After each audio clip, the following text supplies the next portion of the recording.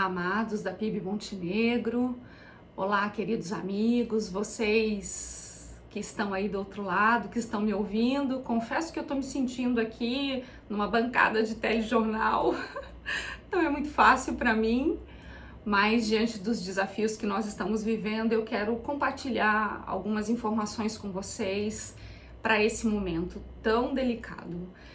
Eu gostei muito de um dos materiais que eu recebi. Com certeza, como vocês, eu também estou recebendo muito material, muita informação sendo veiculada, mas tem um material que foi escrito pelo psicanalista Marcos Wagner e pela psicóloga Caroline Paiva, que eu gostei muito e vou compartilhar com vocês a forma objetiva e concisa como eles estão tratando esse assunto do desconforto emocional em períodos de isolamento.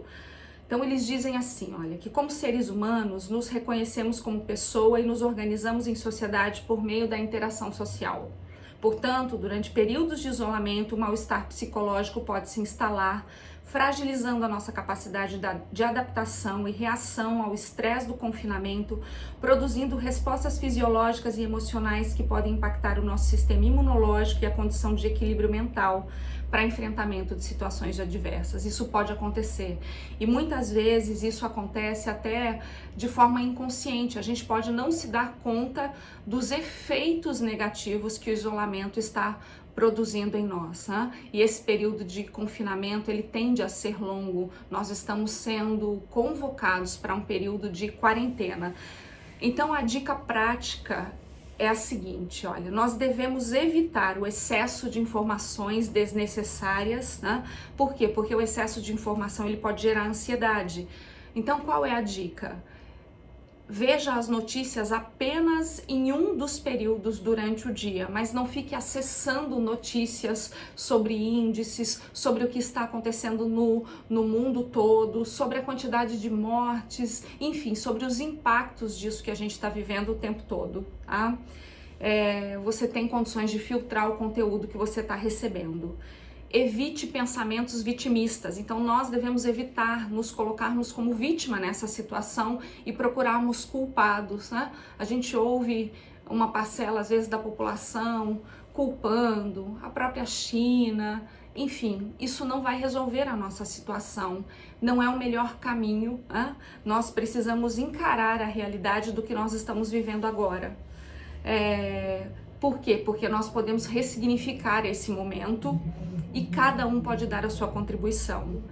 Evite a solidão como uma percepção de abandono, né? O que nós devemos encarar agora é esse período de solitude e podemos aproveitar para fazer um autoexame, como é que nós temos nos comportado diante disso, o que isso está significando para a gente. Aproveite para dar nome para aquilo que você está sentindo, para a sua dor. Converse com aqueles que estão dentro da tua casa, pergunte para o outro como é que ele está vivendo isso, ajude o outro a dar nome para aquilo que está dentro dele. Evite o pessimismo, então, como um padrão de pensamento. Vamos enxergar a solução. Eu ouvi algo que eu gostei muito, né?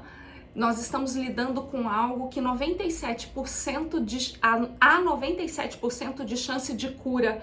Então, vamos nos focar nos 97% de chance de cura e não nos 3% de possibilidade de morte.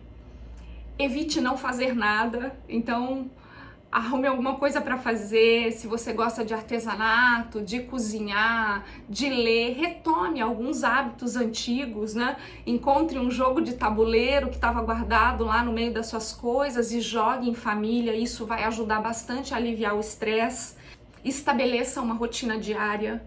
Isso vai ajudar você a realizar um propósito, a retomar um propósito de vida que você possa estar vivendo. Então, para aqueles que agora precisam organizar o tempo, trabalhando em home office, é bem importante estabelecer uma rotina, parar um pouco, tomar um café, respeitar o horário das refeições.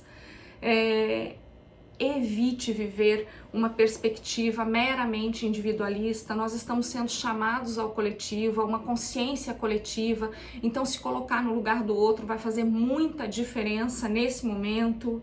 Lembre-se que você tem condições de dividir o espaço, Você tem condições de visar a coletividade e a unidade nesse momento. Respeite a diversidade. Você pode estar convivendo no mesmo ambiente com teu avô, com a tua avó, com o pai, com a mãe, com os filhos pequenos, com filhos adultos. Enfim, respeite essa diversidade e a forma que cada um tem de encarar esse momento. E o que eu gostaria de deixar como palavra para esse tempo é o que o apóstolo Paulo disse para os romanos e que está lá no capítulo 12. E ele vai falar sobre o amor. A partir do versículo 9 ele diz assim, olha, o amor seja sem hipocrisia, odeiem o mal e apeguem-se ao bem. Amem-se uns aos outros com amor fraternal. Quanto à honra, deem sempre preferência aos outros. Quanto ao zelo, não sejam preguiçosos, sejam fervorosos de espírito, servindo o Senhor. Alegrem-se na esperança, sejam pacientes na tribulação e perseverem na oração. Ajudem a suprir as necessidades dos santos. O conselho do apóstolo Paulo é muito pertinente para esse momento. Aqui ele está querendo dizer para a gente que a gente precisa ser zeloso para com o outro, considerar o outro importante nesse momento. O nosso amor nesse momento, ele precisa ser de ação e não mais só de palavras lindas dirigidas ao outro. Né? Eu tenho pensado muito nisso, como tem sido a minha atitude no coletivo. O que eu tenho feito, qual é a contribuição que eu estou dando para que a gente possa passar por esse momento da melhor forma possível e saindo melhor disso tudo, diante de todas as mudanças que isso está trazendo para o nosso contexto. Que Deus te abençoe e que esse tempo tão difícil, apesar de tudo, seja leve.